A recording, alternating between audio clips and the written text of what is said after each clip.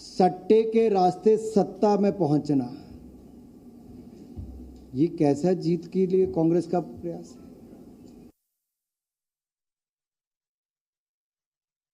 तो सत्ता ये कांग्रेस को बहुत भारी पड़ेगा। छत्तीसगढ़ में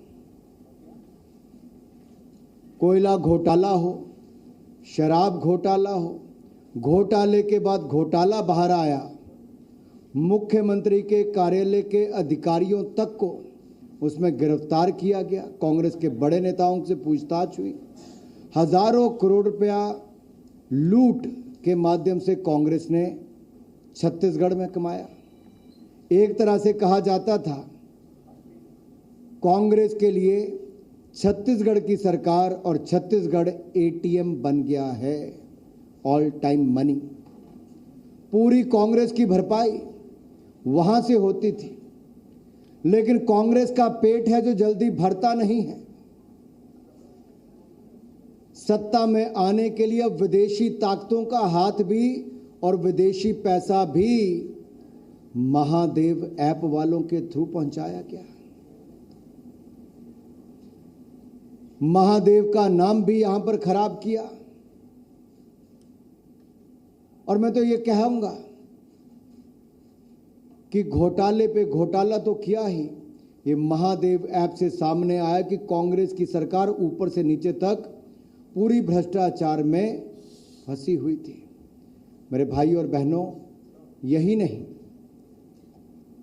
अगर राजस्थान में देखेंगे तो कांग्रेस ने जहां मुख्यमंत्री का कार्यालय है, सचिवालय में ही जो विभाग मुख्यमंत्री के पास है, उसके अधिकारी से 2 करोड़ से ज्यादा पैसा सचिवालय में पकड़ा गया, 1 किलो से ज्यादा सोना पकड़ा गया। और अभी कर्नाटक में इनकी सरकार बनी ही थी, वहां से भी करोड़ों रुपए इनके नेताओं से पकड़े जाते हैं और उसकी फंडिंग तेलंगाना से लेके अन्य राज्यों तक की जाती है। विदेशी पैसे, विदेशी ताकतों का कांग्रेस उपयोग कर रही है चुनाव जीतने के लिए। उसका उदाहरण महादेव ऐप के 508 करोड़ रुपया मुख्यमंत्री भूपेश बघेल को देने की बात जो सामने आई है, इसने कई सवाल खड़े किए हैं कि कांग्रेस भ्रष्टाचार के पैसे से सत्ता में आना चाहती है, क्योंकि अन्य राज्यों में कांग्रेस की गारंटियां फेल हो चुकी हैं। मैं हिमाचल प्रदेश की बात आपके सामने करूं तो मैं कुछ आंकड़े आपके सामने लेकर आया हूं और आपको जानकर भी हैरानी होगी।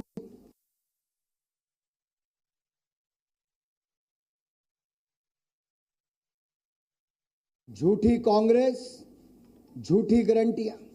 अब कांग्रेस ने, अगर आप देखोगे क्या क्या गारंटियां दी थी, इसका एक मैं आपके सामने है। पहली थी जैसे चुनावी पेंशन, पुरानी पेंशन बहाल होगी, नहीं किया। युवाओं के लिए 5 लाख रोजगार देंगे, नहीं दिए। फिर महिलाओं को कहा था हर महीने 1500 रुपए देंगे, लाखों बहनें अभी तक इंतजार कर रही, नहीं दिया। 300 यूनिट बिजली मुफ्त में देंगे, नहीं दी। उल्टा बिजली के बिल ज्यादा आ रहे हैं हिमाचल प्रदेश में। बागबान तय करेंगे कि फलों की कीमत क्या होगी, बागबानों ने फल पानी में बहा दिए, ऐसी हालत हिमाचल प्रदेश में हो गई। युवाओं के लिए 680 करोड़ का स्टार्टअप फंड नहीं किया। मोबाइल क्लिनिक तो क्या देने थे, जो थे वो भी बंद कर दिए। और पशुपालकों से कहा था कि 100 रुपये लीटर दूध खरीदेंगे, खरीद नहीं की।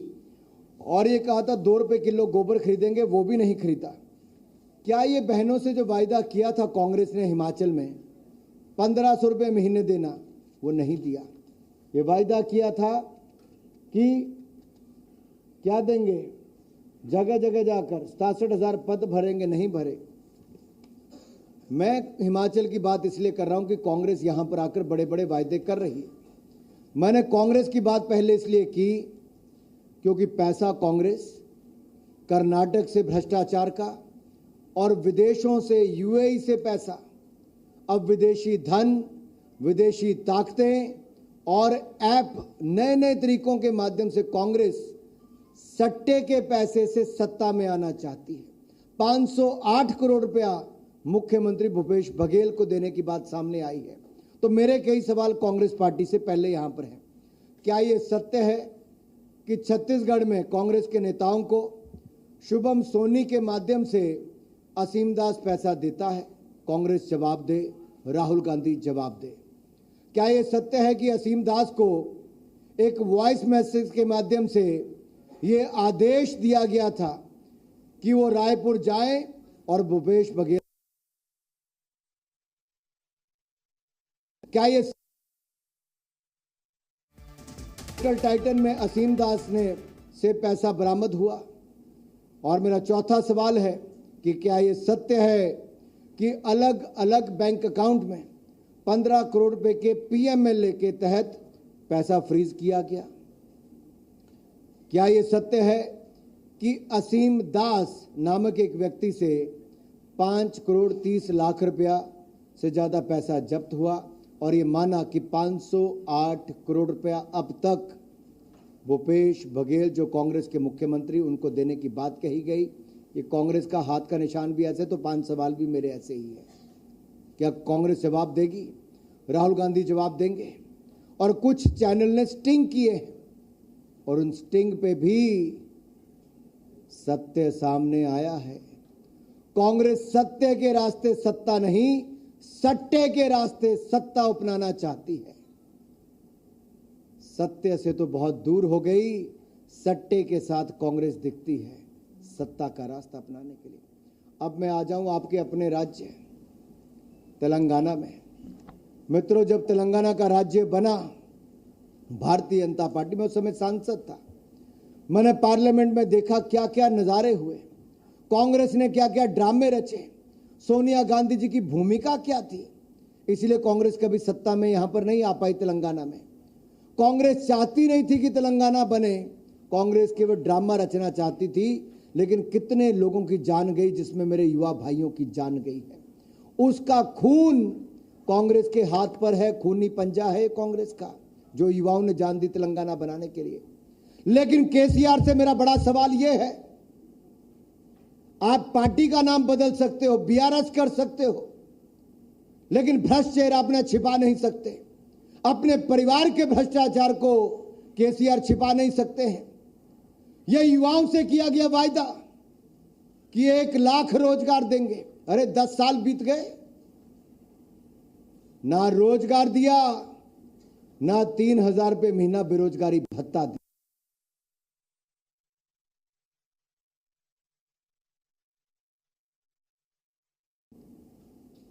केसीआर को जवाब देना होगा। बेटी और बेटे को बचाने और अपनी भ्रष्टाचार को बचाते बचाते आप यहां तक पहुंच गए